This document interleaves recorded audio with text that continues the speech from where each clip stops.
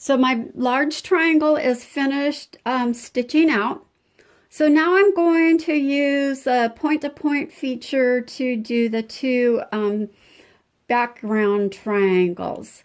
The point-to-point feature is one of my favorite features. It's really fun to use. It's really versatile. So the first thing I want to do is I need to know how tall my triangle is in the center. So I'm going to measure it, and it is 3.5 inches tall. So I'm going to move my camera, get my screen in the picture here, and in my edit screen, I'm going to click on my point-to-point icon, and that brings up my point-to-point menu here at the bottom.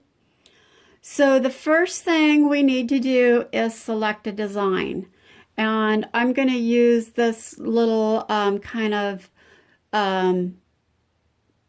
back and forth type quilting to mimic a background that I would do if I was doing this freehand. So I'm going to click on OK. And that 3.5, why we measured the height of our triangle, is we need to tell it how tall we want our pattern to stitch out. So my triangle is 3.5. I want it just a little bit smaller than that. So I'm going to go 3.4 and say OK. Now the first thing I'm going to do is move my machine to my first point, which is at the top of my quilt. And once I'm at my point and happy where my machine is, I'm just going to simply plus, and I'm going to move it to the next point, plus, and that moves my design over into that triangle. For this feature, you really do not need a pattern box. You can put pattern boxes in. It's totally up to you. So my third point and plus. And now I'm ready to stitch that. My home screen.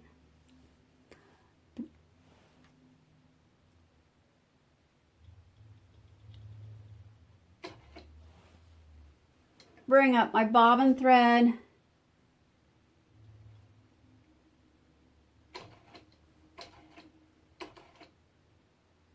And then it's going to stitch it.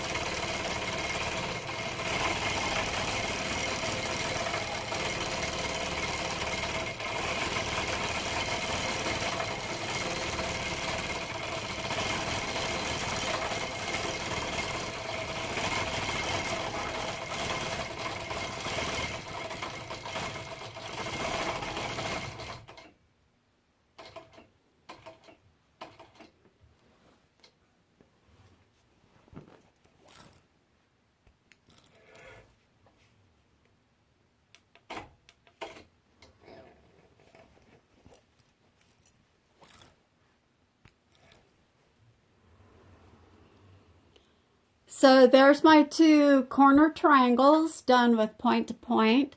And now I'm going to move to the other side of the quilt and repeat the process. And then I'll be back for the second part of this video. Okay, so I'm at the other end of my table runner. And before I tell it that I want to stitch a point to point on the other side, I'm going to go ahead and delete the 2 designs I already have. And what I found is the easiest way to do that is to merge them and then minus. If you just minus, if you had a whole row of those, say 5 or 6 of them, you would have to minus each motif away. And with merging it, then I can simplify that by hitting the minus once. So I'm going to go back to my point to point. And what I want to show you here when I bring in my pattern, it depends on which direction you move your machine, of which direction it's going to put your motif. So if I start at the top, like I did on the other side,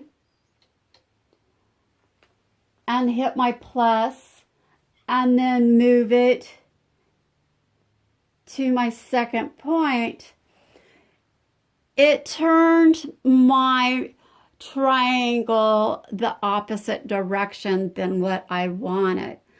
So I call that an innie when things are facing towards the center of my screen. When you're going clockwise, your triangles will point in. When you go counterclockwise, your triangles are going to point out. So I'm going to minus that. Bring my pattern back in, and I'm going to move to the bottom of my first triangle, bottom corner triangle, and plus.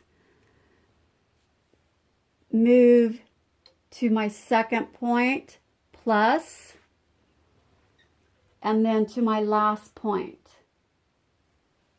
plus. And now I'm ready to stitch.